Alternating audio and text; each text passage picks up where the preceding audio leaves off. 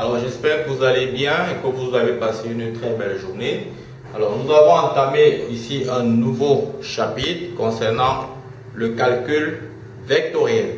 Donc dans ce chapitre, nous avons quelques petites notions que nous allons vous exposer ici, que nous savons également que ces notions peuvent être des notions sujets à petits problèmes pour des élèves donc parmi vous. Donc ici la première notion sur laquelle nous nous arrêtons, c'est sur comment montrer qu'une famille de vecteurs constitue en réalité une base orthonormée directe. Voilà. Donc, pour montrer cela, on va se servir donc de cette activité. On va faire la résolution. Dans cette activité, nous avons une famille de vecteurs qui a été donnée.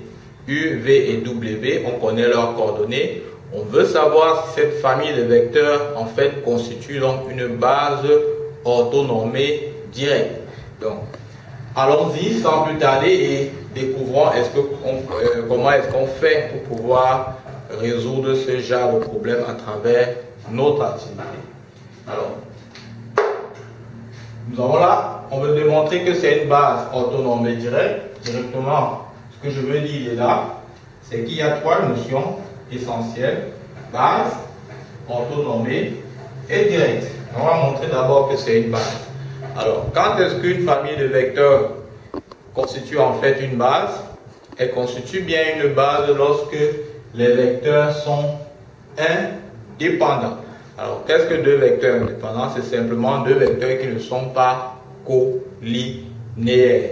Donc, pour déterminer, pour voir si U et V ne sont pas collinéaires, nous allons partir de l'expression U égale à lambda V, qui n'est rien d'autre que l'expression de collinéarité.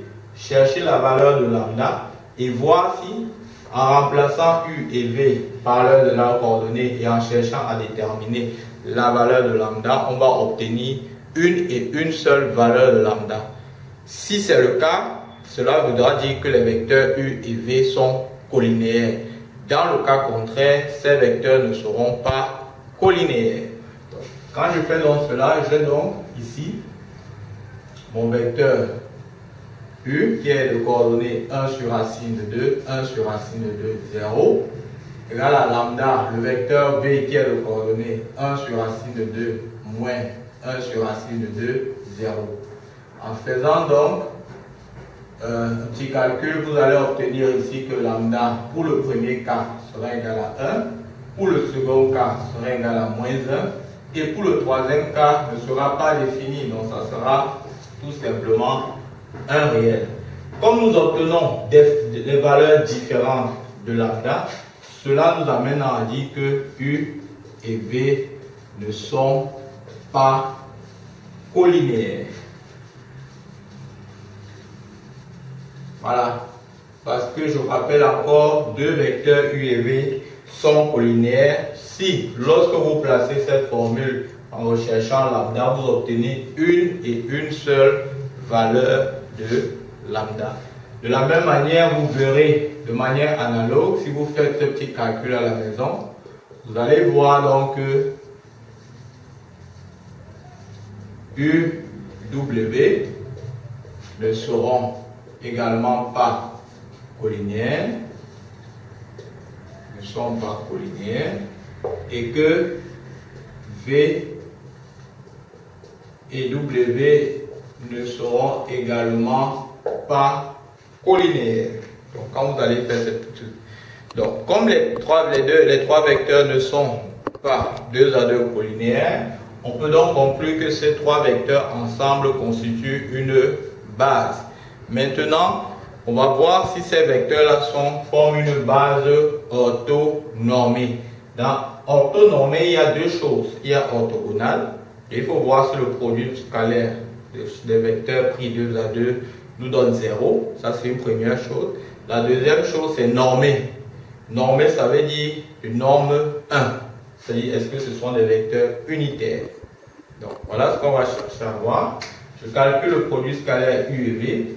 U scalaire V sera rien d'autre que 1 sur racine de 2, 1 sur racine de 2, 0. Scalaire 1 sur racine de 2, moins 1 sur racine de 2, 0. En faisant donc mon produit scalaire, j'obtiens en haut 1 demi plus, pardon, moins 1,5.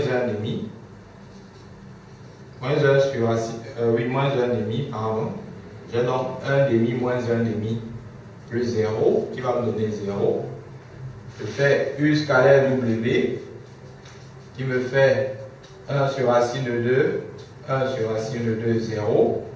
Scalaire, 0, 0, moins 1. Alors, quand je calcule, qu'est-ce que j'obtiens? J'obtiens en haut 0, plus 0, plus 0, qui me donne 0. Je fais le troisième avec le troisième. J'ai donc V scalaire W. En calculant, ça me fait 1 sur racine de 2, moins 1 sur racine de 2, 0. Scalaire 0, 0, moins 1. En calculant, j'ai donc la 0, plus 0, plus 0, qui me donne 0.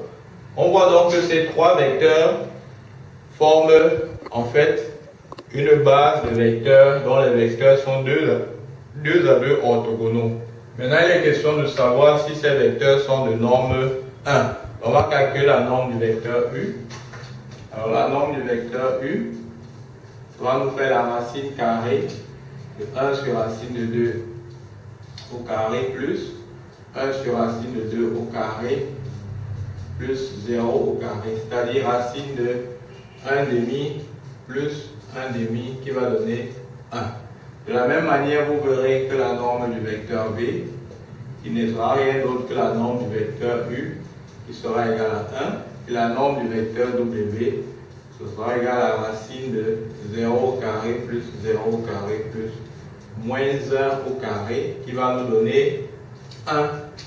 On peut donc dire, au regard de ce qu'on vient de faire, que cette base est une base orthonormée parce que les vecteurs sont deux à deux orthogonaux d'une part et que les vecteurs là sont de norme, tous de norme 1. Maintenant, attaquons dans le dernier volet à savoir si la base de vecteurs là est une base directe. Alors c'est quoi? Comment est-ce qu'on fait pour reconnaître si une base constitue une base de vecteurs direct, une base directe? Il s'agit simplement de faire le produit vectoriel des deux premiers vecteurs. Donc, je fais U vectoriel V et je vois si ce U vectoriel V est collinéaire positif au troisième vecteur, c'est-à-dire est-ce que ça peut s'écrire sous la forme KW avec K positif. Si c'est le cas, ça veut dire que les trois vecteurs là constituent une base de vecteurs directe. Si par contre, le cas que l'on obtient est un cas qui est négatif, alors les trois vecteurs là vont constituer une base indirecte. Donc je vais calculer le produit vectoriel des deux vecteurs, U vectoriel V, cela serait égal, j'aurai 1 racine de 2, 1 sur racine de 2, 0, vectoriel 1 sur racine de 2, moins 1 sur racine de 2, 0. Alors là, il y a une pléthore de méthodes pour calculer le produit vectoriel. Moi, j'ai ma méthode bien particulière qui m'arrange bien. Donc, je vais la calculer. Je fais ça fois ça qui donne 0, moins, j'aurai 0 moins, ça fois ça qui va donner 0. Ensuite, je fais ça fois ça qui donne 0, moins, ça fois ça qui donne 0. Et enfin, je fais ça fois ça qui me donne moins 1,5, moins, ça fois ça qui me donne moins 1,5. Donc en calculant, ça va me donner le vecteur 0, 0 et moins 1.